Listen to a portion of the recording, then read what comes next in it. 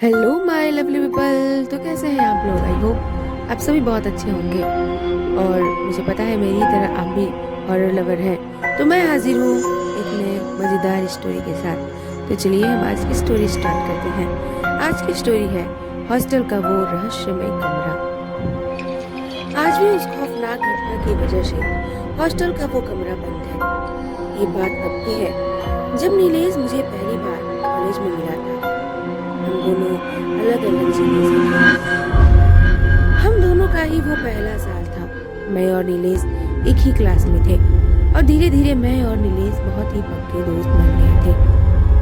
हम दोनों ही एक दूसरे को अपनी सारी बातें बताते थे।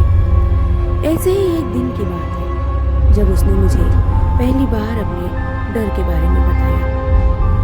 मैं आपको बता दूं, नीलेश एकदम निडर लड़का था। उसे किसी बात से डर नहीं लगता था। नीलेश हॉस्टल में रहता था और मैं अपने रिश्तेदार के साथ उनके घर पर रहता था। उस दिन नीलेश बहुत परेशान हुआ था। मैंने उससे कहा, जो भी हुआ मुझसे बताओ, मैं तुम्हारा दोस्त हूँ। तब नीलेश ने हकलाते हुए कहा, भाई, रात में जब मैं 1 बजे टॉयलेट करने के लिए उठा ना, तो मैंने देखा कि एक काला साया मुझे देख रहा है जो मेरे रूममेट के बिस्तर के आगे खड़ा है। मैं उस काले साये को अंधेरे में देखने की कोशिश करने लगा और जब मैंने मोबाइल का टॉर्च जलाया तो वो साया अचानक से गायब हो गया। मुझे लगा ये मेरा भ्रम है और फिर मैं सो गया। लेकिन फिर जब मैं अगली सुबह उठा तो मैं हर रोज की तरह कॉलेज के लिए तैयार हो रहा था। तो मैंने अपने बेंच पर देखा, मेरी किताबों पर काले काले धब्बे आ गए थे। लेकिन मुझे कॉलेज जाने के लिए देर हो रहा था तो मैं उस बात पर ध्यान नहीं दिया और कॉलेज के लिए निकल गया। लेकिन उस दिन मैं पढ़ाई पर ध्यान ही नहीं दे पाया।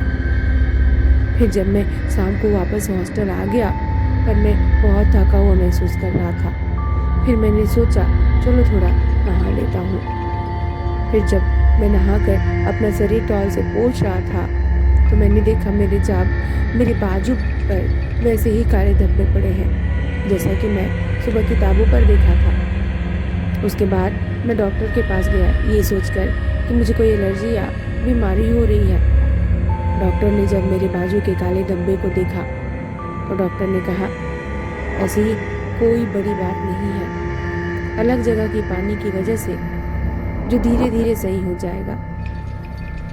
फिर मैं रिलैक्स हो गया और वापस अपने हॉस्टल आ गया। हर रोज की तरह मैं अपनी डायरी लिख रहा था।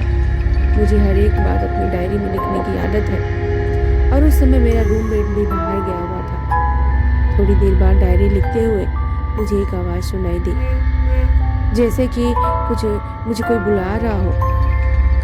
2-3 बार आवाज़ आने के बाद मैंने रूम का दरवाज़ा खोला और देखा हर किसी का दरवाज़ा बंद था और गलियारे में कोई नहीं था।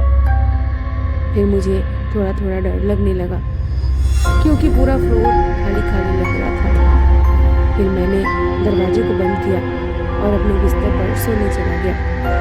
लेकिन फिर अचानक ही मेरे दरवाजे की खटखटाने की आवाज़ मुझे सुनाई दी। फिर मैंने डरते हुए दरवाजे को खोला तो मैंने देखा कि मेरा रूममेट बाहर खड़ा है। उसको देखकर मुझे अच्छा लगा, मेरी जान में जान आई।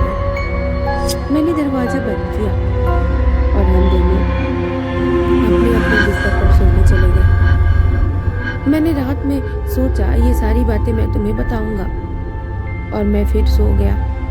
सुबह उठा तो मुझे बहुत बुखार हुआ लग रहा था। फिर मैंने बुखार की गोली ली और कॉलेज चला गया और अभी तुमसे आकर ये बात बता रहा हूँ। मैंने कहा, नीलेश, भाई तुम हॉस्टल खाली कर दे। उसने कहा, हाँ, हॉस्टल में भी खाली करना चाहिए, पर मैंने पूरी फीस हॉस्टल को दे दी है और मेरे पास एक्स्ट्रा पैसा भी नहीं है, इसलिए मुझे 2 हफ्ता और उस हॉस्टल में गुजारना पड़ेगा। फिर मैंने कहा, तो नीलेश भाई बताओ मैं तुम्हारी कैसे मदद करूं? तो नीलेश ने मुझसे कहा, भाई 2 हफ्ते तक तुम मेरे साथ मेरे हॉस्टल में रहो। मैंने कहा, नीलेश, मेरे गांव की टिकट आज की है।